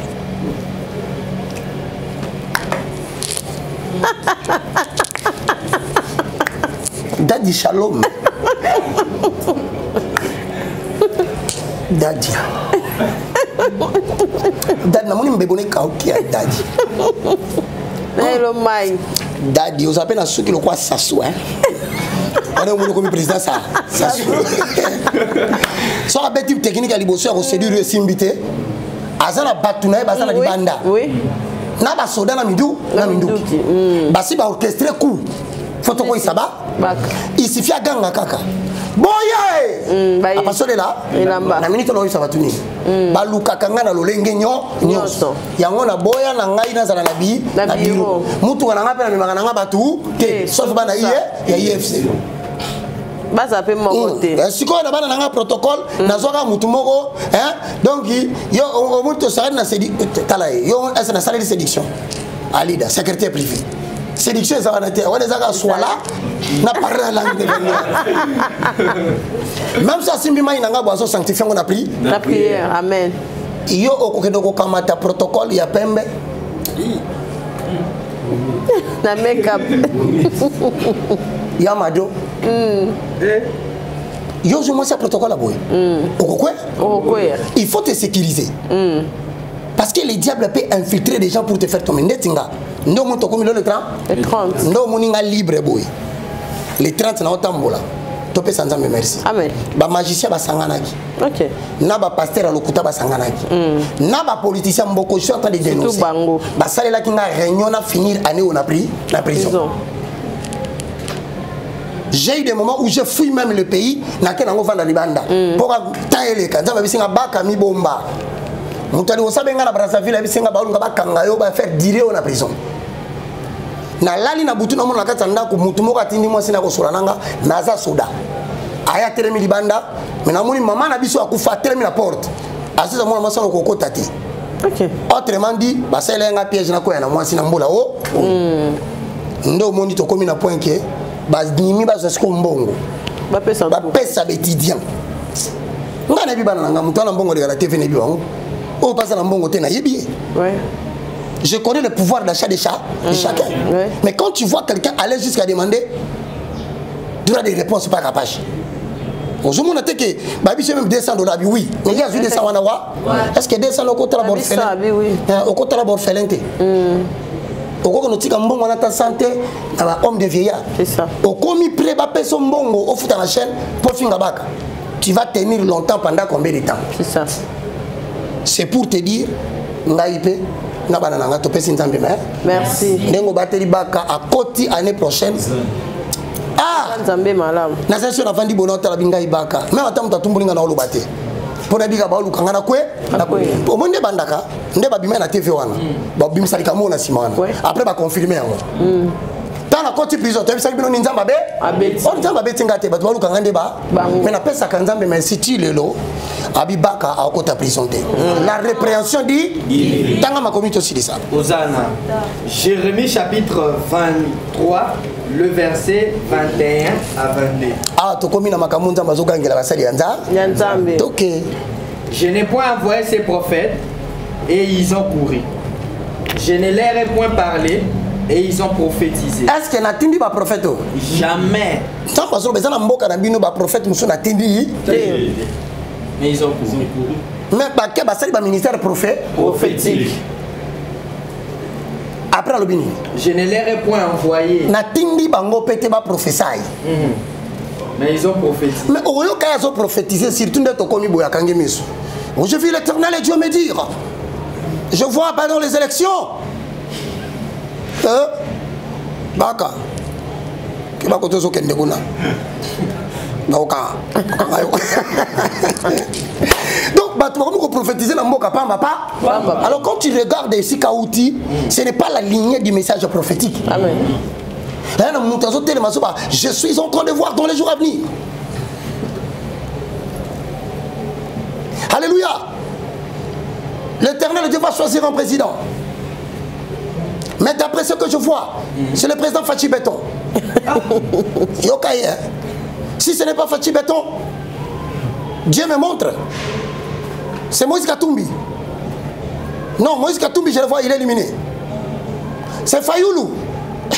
Nous avons commis 3 propositions. Bande konanga. Toti kama seki nanza. Nanzambe.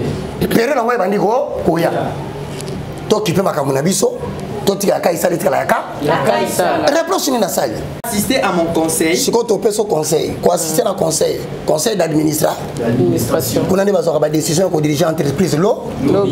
Il y a un conseil conseil. Ils auraient dû faire entendre mes paroles à mon peuple. C'est-à-dire il faut ce côté les milieux batu. Au matin ya bivor, bana ngo posa. Mutu ya kesumba, bana ngo posa. Ba photo ba kakanga, bana ngo posa. Jamais. Yo ki sabatu ainsi dit l'Éternel. Tout ce qui te demande non. Si. Faites entendre les paroles de Dieu. Ngana ko musala nzambe te. Atu confondre ba kasata ba kuma batu. Ngata ngakoma batute. Nalobaka objectivement limité indi. Premier rite na 17e. Axe dima. Au moni mutu so biso ke baka sando kina mboko. Et que limité et commentant oté akosi. So mutu mo kaina atelemi na TV alobina mino ke baka simbiki. Na limité mutu abimité. C'est ba limité ba yebi tika biso asaka côté kuna. Nana e côté oté. À Kinshasa, je ne peux pas commettre une bêtise sans que Kinshasa puisse le parler. Parce que c'est la nation qui m'a connu la première. C'est ça. Et j'ai des gens tellement dans le monde qui la TV de manière codée, Azela Kayangai. Mais malgré Boloba, bino na poto kuna to comprendre que ça ka YouTube et là on sait les ATR moko tari ka YouTube. Na biso na Kinshasa wa, so on moni mutasala émission na poto bolandi. Et que bozeli na Kinshasa, il mettait l'obélité. Moi bi moko attaquer tes ezali kambo ya lokuta. Tokokoba papa. Et leur faire revenir de leur mauvaise voie. Nous sommes en Zali que nous avons Massou. Un point c'est tout. De la méchanceté de leurs actions. C'est-à-dire en 3 mots. Qu'est-ce qu'on entend par répréhension divine des animes? Dans ces références, il y a 4 remarques importantes. Remarque à l'Ibosoto, ça l'église à Congo en 2023 années. Le reproche divin. C'est-à-dire qu'on a tindi batute, ce qu'on a tindi d'autres sala. Qu'on est quand TVT pour ça l'abaissement. On détruit l'avenir Rayomo. Yami Balé. De la peine. Nzambe sera bengio. Et ça pour noter à Malobanza. Nzambe. Batwa bon la mité. Ensuite. La représentativité. C'est-à-dire ceux qui ont été battus. Qu'on a ça capable d'apprendre des bateaux en charge. En charge. Tu sais ici, hein? C'est au coco na conseil d'être aussi ici. Maman Kapache, que Dieu vous bénisse. Amen. Merci à toutes les personnes qui nous ont soutenus depuis le début de l'année. Et nous présentons aussi les excuses pour les erreurs du passé pour certains étudiants de l'IFC. Alors nous continuons l'IFC, nous reprenons le 7 janvier. C'est une conférence. Les 4 messages dangereux et anti-bibliques qu'il faut élaguer pour le développement de la RDC. Et ça, les 4 messages dans Mboko Fotolo, Tolongola. Pour RDC, Tu expliques le 7. Avant Oya, il faut un invitation. Avenue Kimvula 253. Quartier Adoula. Commune de Bandalungu. Référence au rond-point Lubuta. Mercredi na samedi, tu peux faire un cours de 7h30 à 10h. Mais le 7, IF7 au zoo. De 7h30 à 10h conférence. Conférence c'est des autour mutuna mena suka lango moi. Moi elo wa kolia ekoza. Nzamba pambola bino. Étape tolinga. Toko ta conseil. Conseil na biso senga to kota na prière. To sola na nzamba avec sa biso 2023 ko sala ndenge. Amen. Yemba mobali oyo Yeswe yende nzambe. Yemba mobali oyo nde aya yende nzambe. Na yembi mobali oyo Yeswe yende nzambe. Yemba mobali oyo nde aya yende nzambe. Yemba mobali oyo Yeswe yende nzambe. Yemba mobali oyo nde aya yende nzambe. Abikisa bawe asenga tambongo te yende nzambe. Mobali ya boye benga yena yemba habikisa maladi asenga tambongo te mobali ya boye to benga yena atambola na mai asenga tambwa te mobali ya boye to benga yena yemba yebembe na Yesu bapanga matanga te mobali ya boye to benga yena yemba Abraham abota na kombo ya nani haleluya mobali ya boye to benga yena yemba Isaac yalonga na kombo ya nani mobali ya boye to benga yena yemba Yakob yalonga na kombo ya nani haleluya mobali ya boye to benga yena haleluya haleluya haleluya haleluya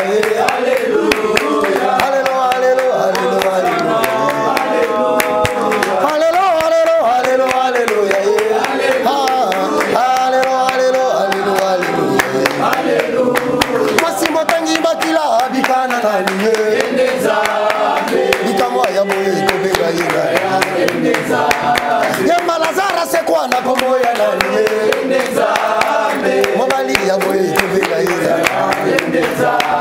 oh watamola na mai asenga tabwa tete mobali ya boye to benga yena haleluya haleluya haleluya haleluya cho cho haleluya haleluya haleluya oya wesala nanga yo ngana yemba yo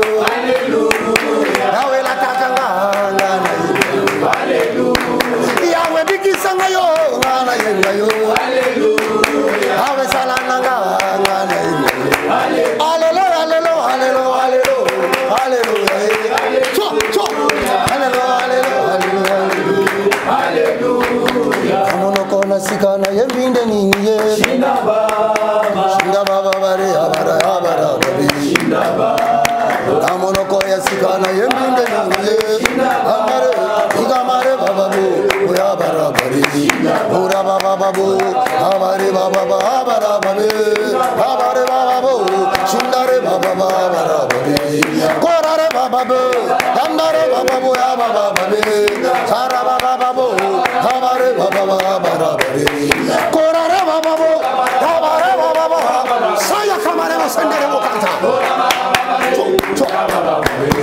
ura baba babu abare yamara c'est le temps de la proclamation.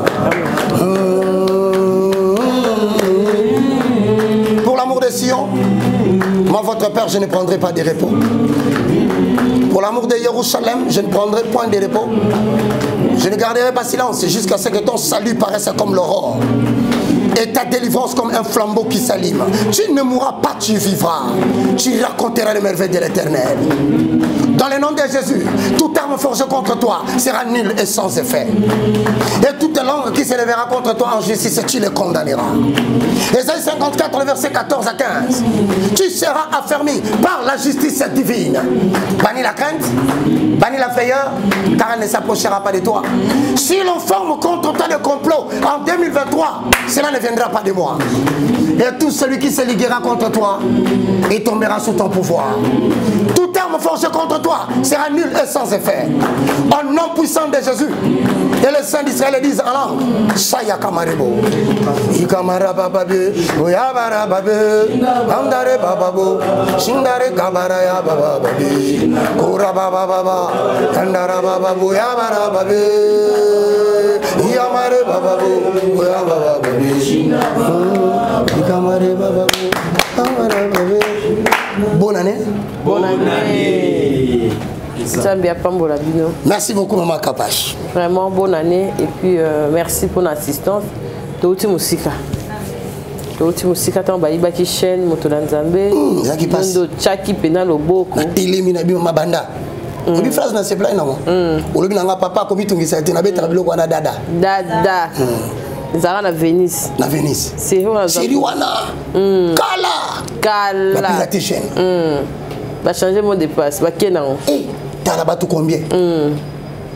Ou la moune est tombé au choc. 19 000. Mais les lots. 150 presque. Combien? 150 000 presque. Et bien les bouilles. C'est là. 150 000. Oh. Et là, bonne année. Etikali. Etikali. Carte Etikali. 150 000. Bon, tout le monde. Félicitations, Maman Kapa. Félicitations, Bino Sobolanda Gabiso. Zamba Pambolabi. Amen. Zamba Pambolabi, Apambola Oba Talibiso, livre. Pour se procurer. Est disponible. Ouais. Na France, na Belgique, Allemagne va payer environ. Ça coûte seulement $20. Mon compte. Ils ont 4, hein? Ça fait $80. Je présente des excuses parce qu'il y a des gens où il fallait toper ça bon stock na bango. Mais comme tu connais des problèmes, bon moi tu commis na néo si tu n'as 5 minutes pas. Pardon. Et tout ça les fort toper ça bien. Ils ont 4. Frais d'envoi là à $40. So au pengi au tindi $80 na $40 120 to ça les livres to teli na code na numéro na bati na Kinshasa to te kakango na université de la foi chrétienne ils ont avenue Kimvula 253. Mais je tiens à vous informer que tous ont commencé sur des livres. Si. Voile déchiré de l'ignorance à la connaissance. Ils ont bimman en janvier à donc tu comme 6 livres. En attendant, monsieur comment loyauté et des lois. Donc, bon, à l'attentif, botika distraction, conseil, on peut s'abîmer dans Maman Kapache. En 2023, débarrassez-vous rapidement des personnes qui sont des lois. Amen. Parce que ce qu'on a une étude prophétique, il y a un nombre. Au moins, que 2023, ça composé dans 4 chiffres. Chiffre de Bossonini 2. Il y a mis les années 0. 2 plus 0 égale combien 2. Des années 2 plus 2 égale combien 4 plus 3 égale combien 6. L'homme a été créé le 6e jour. Mais Jésus-Christ, c'est le sabbat. Donc nous entrons dans l'année sabbatique. Amen. Donc quand il y a année de repos pour les uns. Ok. Parce que le chiffre 7 représente la perfection. Maintenant, année de Zokota, nous avons châtié Batou et cause la parfait. Et ça, il côté cassé la tikindam. Ce qui fait bon, ma mignon. Amen. Ce qui fait soit bac. À tombola, à on voit maman tiens Nicolo. Amen. Donc ça là tout que on s'est retrouvé là bateau, bah on s'est sanctionné. La bandeli. Amen. Débarrassez-vous des personnes de loi déloyales. Amen. Dans le bas bozo kanga. Amen. Un peu de levain fait gonfler de la pâte. Moninga tonga tout ça l'effort na janvier za musika na. Amen. Aïba kabiloko ba tout ça musika na. Amen. A se rebella ba tout ça musika na. Parce que na anoto kota 2027 RDC beaucoup mon a châtiment ya 9 voisins. OK. Nenga nzamba ko beta Rwanda. Nenga nzamba ko beta Uganda, Burundi, tous les pays qui blaguent avec la RDC, ils seront châtiés dans la perfection. Les autorités politiques qui semblent jouer à deux jeux. Pour le Congo et contre le Congo. Ils seront frappés avec perfection. Pourquoi Dieu veut restaurer la classe politique? Amen. Parmi les hommes de Dieu, mettez-vous en tête, ceux qui doivent présider le Congo de demain, ce sont des gens qui marchent dans la crainte de Dieu. Que vos vêtements soient toujours blancs et que l'huile ne manque pas de couler sur votre tête. Maman, au monde, on a spectaculairement amoureux. Amen. Mais au contempler, bao balobaki toza na nzambe kola osalaka différence à partir ya châtiment. C'est l'année sabbatique. Le chiffre 7, le chiffre de la perfection. La lobité, c'est le calendrier prophétique. Nde tolobi no botoko luka nzambe. Tant au kuta na nous, to betelo masolo ko sala mana année mobimba 2023. Amen. Kola pambola. Apambola papa. Merci pour la révélation. Vraiment. Merci de voir au baladi biso en tout cas. Bobengi na numéro tu tchaka toujours na sewana. Vous en avez besoin de Pambola Moussa Nzambe tout au long de l'année 2022 à Pambola qui. Ah non, mais vous passé Mbatumi bala passé atana poto. Batubele basonga biso ano ezaki passé. Omona mutatinda kabengite kobenga pété. Kobenga pété. Ndeko nanga to bondela kaka to comprendre passé musala nzambo eza yanga mokote. Ah ezaki passé. Mais soko zuma mukie kanisa pepo émission opeto yaka mama ya bato. Toujours paiement. Maman ya bato. Atato seki. Atato seki to seki. Na suka nango. Matière. Eh matière. Monika biso na réel ka to trace. Réel patika ngaite. Je me suis rendu compte à la taxi na tika. Bana ya bato faut pas soit transport. Bande onanga bino nde air yango. C'est ça. Lobe ko betanga ndika. Tambo ya ka émission. Na pesa bino transport. Na pesa bino transport na kolesa so to koti restaurant na futa po sikoyo lobi na ngola mwana tongo bakinga na kabakati nzambali mbisa bino ezaka berere ya ba na mukili nde bongo so sali bola musalango pona nza musalango pona mutu te bande ko na botika bano te sunga kanga inga pe po tu na mikolo so sala be mission te ya na sa émission ni que vous bénisse bye. Capage TV. Capage TV.